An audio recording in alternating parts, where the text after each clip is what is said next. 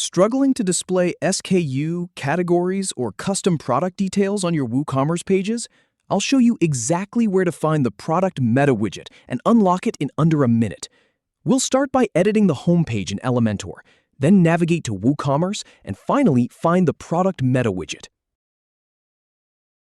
Edit Home with Elementor. Then, click the highlighted element. Next, click the highlighted element once more. Now, click on WooCommerce.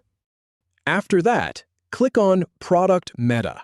Then, click on Product Meta Widget.